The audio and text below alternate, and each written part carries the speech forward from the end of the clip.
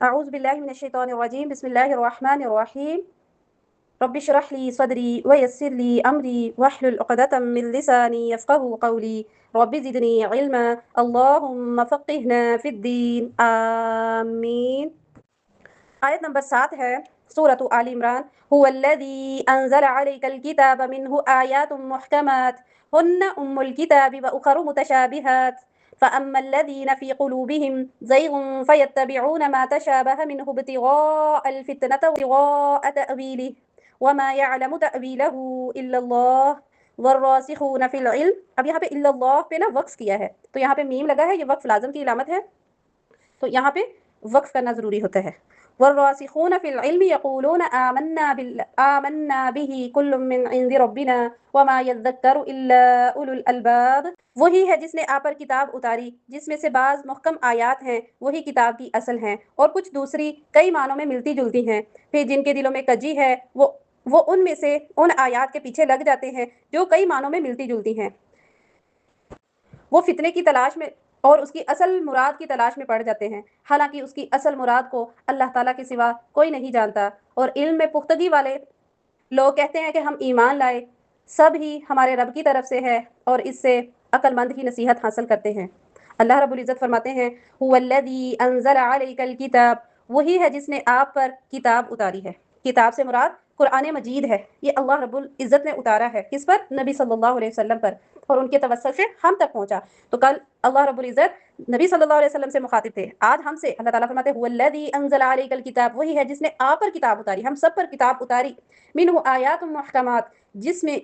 بعض آیات محکم ہیں۔ محکم سے مراد قرآن مجید کی مضبوط اور پختہ آیات، واضح آیات، جن میں واضح احکامات بیان کیے گئے ہیں۔ اللہ رب العزت نے حلال و حرام کا حکم دیا ہے، جن چیزوں سے منع کیا گیا ہے اللہ تعالیٰ نے جن چیزوں کو واضح طور پر ہم پر بیان کر دیا ہے۔ ایک اور جگہ پہ اللہ رب العزت فرماتے ہیں، سورہ ہود آیت ہے اس کی 1، کتاب احکمت آیاتہ ثم فصلت من لدن حکیم خبیر، ایک کتاب ہے جس کی آیات پختہ کی گئی ہے، پھر کمال حکمت والے نے، پوری خبر رکھنے والے نے اس میں تفصیل بیان کر دی ہے۔ اللہ تعالیٰ نے فرمایا کہ ایک کتاب ہے جس میں پختہ آیات نازل کی گئی ہیں، پھر اللہ تعالیٰ نے اپنی حکمت اور باخبر ہونے کے ساتھ ساتھ اس میں تمام قسم کی تفصیلات بیان کر دی ہے، لہٰذا یہ انتہائی مضبوط عدل و احسان پر مشتمل کتاب ہے۔ وَمَنْ أَحْسَنُ مِنَ اللَّهِ حُكْمًا لِقَوْمٍ يُوقِنُونَ، سورۃ المائدہ آیت نمبر 50 میں اللہ رب العزت فرماتے ہیں، اور کون اللہ تعالیٰ سے فیصلہ کرنے میں بہتر ہے ان لوگوں کے لیے جو یقین رکھتے ہیں۔ محکم سے مراد وہ آیات ہے جن کا مفہوم واضح ہے، سمجھنے میں کوئی مشکل نہیں ہوتی، جس طرح سے اللہ رب العزت نے اپنے احکامات نازل فرمائے، وَأَقِيمُوا الصَّلَاةَ وَآتُوا الزَّكَاةَ، نماز قائم کرو، زکات دو۔ اب ہمیں نماز قائم کرنے سے پتہ چل جاتا ہے کہ نماز کا یہاں پہ حکم دیا گیا ہے، زکات ادا کرنے سے کہ مال کے اندر سے زکات دینے کا مخصوص اماؤنٹ جو ہے اللہ کی راہ میں خرچ کرنے کا حکم دیا گیا ہے، جس میں اللہ تعالیٰ نے حق اور باطل کا واضح فرق کر دیا ہے، اللہ تعالیٰ نے جس میں تمام حجتیں بیان کر دی ہیں۔ تو محکم جس کے دلائل واضح ہوں، جو ہم پر واضح ہو جاتی ہیں، جیسے ہی ہم آیت پڑھیں گے اس کا مفہوم واضح ہو جائے گا، ہمیں کسی قسم کا شبہ نہیں ہوگا، شک نہیں ہوگا۔ اللہ تعالیٰ نے فرمایا ہن ام الکتاب، یہی کتاب کی اصل ہے۔ اصل یعنی کہ کہتے ہیں اصل کو، جڑ کو، بنیاد کو۔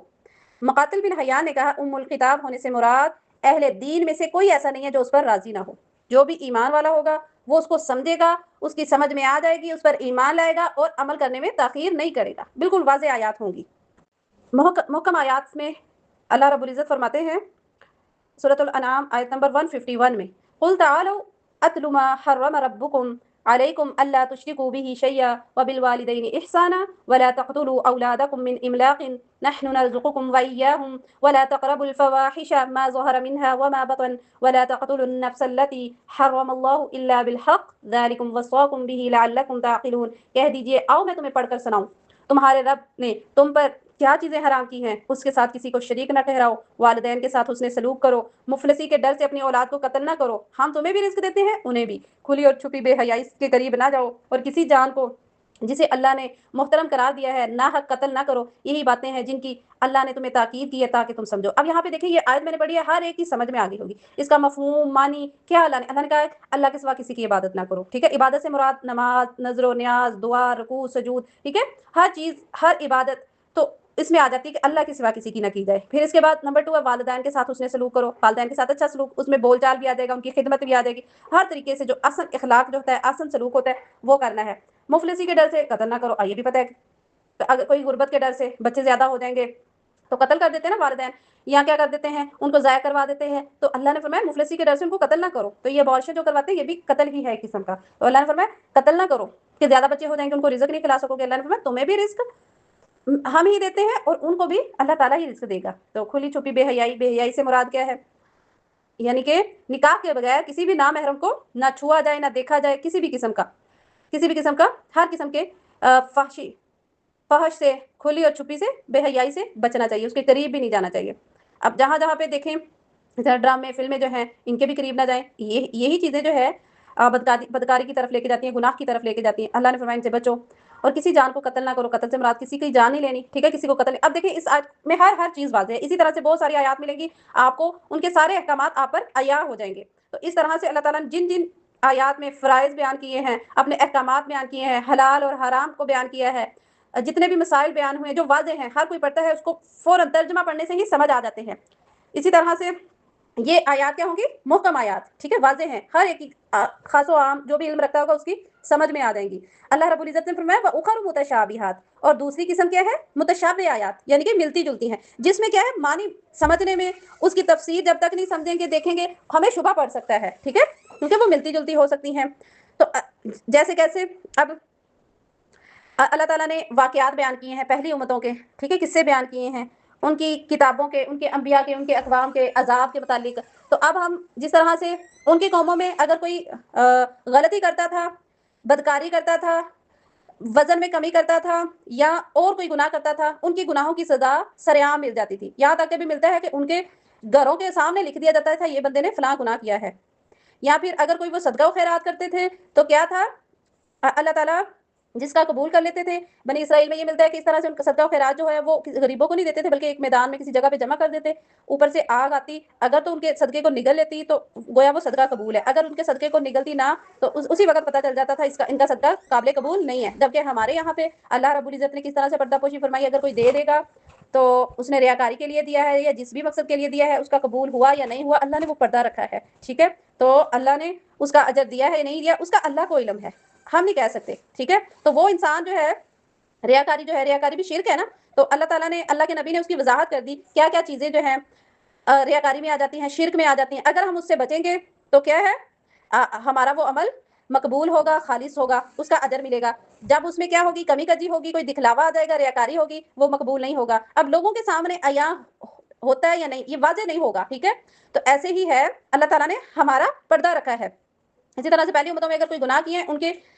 سامنے، جس طرح سے گائے کا ایک واقعہ ملتا ہے، تو کس طرح سے اللہ تعالیٰ نے حکم دیا تھا ان کے نبی کو کہ گائے لو، ذبح کرو، اس کا ٹکڑا، مردے کو مارو، وہ مردہ اٹھ کے بتا دے گا کس نے قتل کیا ہے۔ تو آج ہم کہیں پہ کسی گائے کا ٹکڑا لیں اور ہم کسی انسان کو لگائیں اور کہیں بھئی یہ مردہ جو ہے زندہ ہو کے بتا دے گا، تو کیا پھر اس طرح کی ہم نکال سکتے ہیں اس کی معنی مفہوم؟ نہیں، وہ ہمارے لیے اس میں عبرت تھی، نصیحت تھی، ٹھیک ہے، ہم نے اس سے نصیحت حاصل کرنی، عبرت، ہم نے یہ نہیں کرنے لگ جانا ہمارے کو یہاں پہ قتل ہو جائے اور گائے کا ٹکڑا لیا اور لے کے اس کو مردے کے ساتھ لگایا، بھائی چلے جی جس طرح سے بنی اسرائیل کی قوم میں ہوا تھا تو ہمارا بھی یہ مردہ اٹھ کے بتا دے گا مجھے کس نے قتل کیا، ٹھیک ہے۔ تو مقصد یہ ہوتا ہے کہ اللہ تعالیٰ نے واقعات بیان کیے ہیں، قصے بیان کیے ہیں تاکہ اس سے ہم سبق لیں، عبرت، نصیحت حاصل کریں کہ اگر کوئی اس طرح کا گھنونا جرم کرتا ہے اللہ تعالیٰ سامنے لے آتا ہے، ایسا نہیں ہے کہ وہ چھپا رہتا ہے، ٹھیک ہے۔ اس وقت اللہ تعالیٰ نے کس طرح سے ظاہر کیا تو اب بھی اللہ تعالیٰ ظاہر کر سکتا ہے، ضروری نہیں ہے کہ گائے کا ٹکڑا لے کے ہم لگائیں گے تو ہی ظاہر کریں گے، تو ٹھیک ہے۔ اس سے مراد یہ ہے کہ اگر کوئی کسی اللہ تعالیٰ نے واقعات پہلی امتوں کے بیان کیے ان سے ہم نے عبرت نصیحت حاصل کرنی نہیں ہے، ہم نے یہ نہیں کہنا کہ ان کے دور میں یہ معاملہ ہوا تھا تو ہمارے بھی اس طرح سے ہو سکتا ہے، ہمارے لیے اس لیے بیان کیا ہم عبرت حاصل کریں کہ اس طرح کا اگر گناہ کرتے ہیں تو ہمیں بھی اس کی سخت سزا اور پکڑ ہو سکتی ہے، دنیا میں بھی ہو سکتی ہے اور آخرت میں بھی ہو سکتی ہے، ٹھیک ہے۔ تو اسی طرح سے قرآن میں جن چیزوں کی قسمیں کھائی ہیں وہ بھی متشابہ آیات میں آ جاتا ہے۔ اسی طرح سے اللہ تعالیٰ نے جنت اور دوزخ کا ذکر کیا ہے۔ اب جنت اور دوزخ ہم اپنے خیال میں، وہم و گمان میں یا کسی چیز سے تشبیہ دے سکتے ہیں، ہمیں تو نہیں پتا، اللہ نے بیان کر دی، اللہ کے نبی نے اس کی کچھ چند نشانیاں بیان کر دی، تو ہم نے ایمان لانا ہے، جنت بھی ہے اور دوزخ بھی ہے، ٹھیک ہے، جنت میں بھی لوگ جائیں گے اور دوزخ میں بھی جائیں گے۔ کیسے جائیں گے؟ جن کے اچھے اعمال ہوں گے تو وہ جنت میں جائیں گے، جن کے برے اعمال ہوں گے وہ دوزخ میں جائیں گے۔ تو ایسی آیات کیا ہوں گی؟ متشابہ میں آ جائیں گی، ٹھیک ہے، جن کے بارے میں ہم کیا کر سکتے ہیں؟ ایک گمان کر سکتے ہیں۔ اور اسی طرح سے حضرت مقاتل فرماتے ہیں حروف مقطعات جو ہے وہ بھی متشابہات میں آ جاتے ہیں، الف لام میم، الف لام را، الف لام میم صاد، بہت ساری صورتوں کے شروع میں ہے، ان کے معنی مفہوم اللہ نے یا اللہ کے نبی نے نہیں بیان کیے تو یہ بھی متشابہات میں آ جاتے ہیں، ٹھیک ہے۔ اور اس کے بعد زمین و آسمان کے اندر جو جو چیزیں ہیں، مخلوقات ہیں جو ہماری آنکھوں سے اوجل ہے، ہم نے نہیں دیکھی، اللہ نے بیان کی، اللہ کے نبی نے بیان کی، ٹھیک ہے، تو وہ کیا ہے متشابہات میں ہی آ جائیں گے، تو ان پر بھی ایمان لانا ضروری ہے، ان کی کھوج میں نہیں پڑنا۔ جسی طرح سے آپ نے آیت الکرسی سنی ہوگی، اس میں آیا ہے لفظ وسع کرسیہ السماوات والارض، اللہ کی کرسی جو ہے زمین و آسمان سے وسیع ہے، ٹھیک ہے۔ تو اب ہم کہیں گے کرسی کیسی ہے اللہ تعالیٰ کی؟ ہماری کرسی کی طرح ہے، لکڑی کی بنی ہوگی نعوذ باللہ، یا کس مٹیریل سے بنی ہوگی، ایسے اس طرح سے ہم کھوج لگانے بیٹھ جائیں، ٹھیک ہے، کتنی بڑی ہوگی، چھوٹی ہوگی یا بڑی، یہ فضول بحث ہوگی، ٹھیک ہے ہماری۔ اللہ نے بتا دیا اللہ تعالیٰ کی کرسی ہے، کیسی ہے؟ جیسی اللہ کی شان کے لائق ہے، ٹھیک ہے۔ تو اس میں اگر ہم سوالات کرنے لگ جائیں، کھوج میں پڑ جائیں کیسی ہوگی کیسی نہیں، تو اسی طرح سے اللہ تعالیٰ نے ایک حدیث ہے، اللہ تعالیٰ نے فرمایا کہ اللہ تعالیٰ زمین و آسمان کو لپیٹ لے گا، اپنے دائیں ہاتھ میں لے لے گا، پھر زمینوں کو لپیٹ لے گا تو دائیں ہاتھ میں لے لے گا، آسمانوں کو لپیٹ لے گا تو دائیں ہاتھ میں لے لے گا۔ اب ہم سوچنے لگ جائیں اللہ کا بایاں ہاتھ بھی ہے، کیسا اللہ کا ہاتھ ہوگا، نعوذ باللہ استغفر اللہ۔ تو یہ اس طرح کی جو چیزیں ہیں جو انسان نعوذ باللہ اللہ کو انسان کے مشابہ قرار دے دیں یا کسی بھی انسان سے تشبیہ دینے لگ جائیں، اس طرح کی کھوج، وہم، گمان کرنا جو ہے وہ غلط ہے۔ تو ہم نے جو اللہ نے بیان کر دیا ہے، جس طرح سے کر دیا ہے اسی طرح سے لے لینا ہے۔ اگر ہمیں کسی چیز کے بارے میں سمجھ نہیں ہے، عقل نہیں ہے، شعور نہیں ہے، تو ہم نے اہل علم سے پوچھ لینا ہے۔ اللہ تعالیٰ نے فرمایا فَاسْأَلُوا أَهْلَ الذِّكْرِ إِن كُنتُمْ لَا تَعْلَمُونَ، اگر تم نہیں جانتے تو اہل ذکر سے، اہل علم سے پوچھ لو۔ اللہ تعالیٰ فرماتے ہیں فَأَمَّا الَّذِينَ فِي قُلُوبِهِمْ زَيْغٌ، پھر جن کے دلوں میں کجی ہے، ٹیڑھا پن ہے، بیماری ہے، وہ کیا کہتے ہیں فَيَتَّبِعُونَ مَا تَشَابَهَ مِنْهُ ابْتِغَاءَ الْفِتْنَةِ وَمَا يَعْلَمُ تَأْوِيلَهُ إِلَّا اللَّهُ، ان کی اصل مراد کو اللہ تعالیٰ ہی جانتا ہے۔ سیدہ عائشہ نے بیان کیا کہ رسول اللہ صلی اللہ علیہ وسلم نے اس آیت کی تلاوت فرمائی، هو الذی انزل علیک الکتاب، یہ مکمل آیت سیدہ عائشہ نے کہا کہ نبی صلی اللہ علیہ وسلم نے فرمایا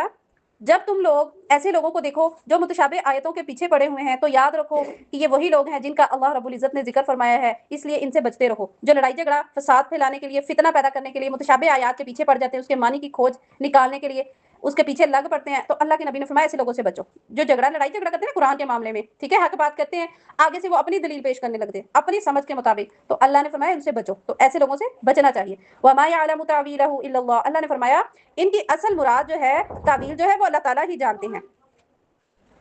وَالرَّاسِخُونَ فِي الْعِلْمِ يَقُولُونَ آمَنَّا بِهِ، اللہ تعالیٰ نے فرمایا علم میں پختگی رکھنے والے لوگ وہ کیا کہتے ہیں یقولون آمنا، ہم ایمان لائے اس پر، کل من عند ربنا، سبھی ہمارے رب کی طرف سے ہے۔ جن کو اللہ نے علم دیا ہے کہ جو حق بات ہے، جو اللہ کے احکام ہے ان کو پورا کرو، جو اللہ کی منہات ہے ان سے بچو، تو وہ اللہ کے احکامات کو پورا کرنے والے ہیں، اللہ کی منہات سے بچنے والے ہیں۔ اور کیا کہتے ہیں جن چیزوں کی سمجھ نہیں آتی اس پر ایمان رکھتے ہیں، جیسے اللہ نے کہا ہے اس کو قبول کرتے ہیں، اور کہتے ہیں کل من عند ربنا، یہ سب ہمارے رب کی طرف سے ہے۔ وَمَا يَذَّكَّرُ إِلَّا أُولُو الْأَلْبَابِ، اور اللہ تعالیٰ نے فرمایا اس سے نصیحت عقل مند ہی قبول کرتے ہیں۔ جو بے وقوف ہیں لڑائی جھگڑوں میں پڑتے ہیں، جو علم والے ہیں وہ کیا کرتے ہیں اس سے نصیحت قبول کرتے ہیں۔ اللہ تعالیٰ ہم سب کو عقل نصیب فرمائے، علم کی پختگی کے ساتھ سمجھ عطا فرمائے، اور اللہ تعالیٰ کے احکامات کو، محکم آیات کو سمجھنے اور ان پر عمل کرنے کی توفیق عطا فرمائے۔ جو اللہ تعالیٰ کی طرف سے متشابہ آیات ہیں ان پر ایمان لانے اور جس طرح سے اللہ تعالیٰ نے اس پر عمل کرنے کا، اس کو سمجھنے کا، اس پر ایمان لانے کا حکم دیا ہے، اللہ تعالیٰ توفیق عطا فرمائے۔ علم میں پختگی کیسے آتی ہے؟ علم میں پختگی اللہ کی ذات پر یقین سے آتی ہے، اللہ کے وعدوں اور وعیدوں پر یقین سے آتی ہے، تکبر سے بچنے سے آتی ہے، اللہ کی رضا کے لیے خالص ہونے سے آتی ہے، اللہ کی ہدایت پر استقامت کی دعائیں مانگنے سے آتی ہے، اللہ پر توکل کرنے سے آتی ہے، اللہ تعالیٰ کے کلام اور اللہ تعالیٰ کے عہد کو پورا کرنے سے علم میں پختگی آتی ہے، اللہ کے فضل اور اس کی رحمت کے صحیح شعور سے، اللہ کی قضاء و قدر سے پختہ یقین رکھنے سے علم میں پختگی آتی ہے، اللہ کا خوف دل کے اندر موجزن ہونے سے پختگی آتی ہے، اللہ کی طرف سے کبھی غافل نہ رہنے سے علم میں پختگی آتی ہے۔ اللہ تعالیٰ ہم سب کو فرائض و واجبات کو پورا کرنے کی توفیق عطا فرمائے، ہمارے علم کو پختہ کر دے، ہمیں ایسا علم عطا فرمائے جو نفع مند ہو، جو اللہ کے لیے، خالص اللہ کے لیے ہو، اللہ کی رضامندی کے مطابق ہو، اللہ کے بتائے ہوئے طریقوں کے مطابق ہو۔ آمین یا رب العالمین۔ آج ہم ایک ہی آیت کریں گے، سبحانک اللہم و بحمدک اشہد ان لا الہ الا انت استغفرک و اتوب الیک۔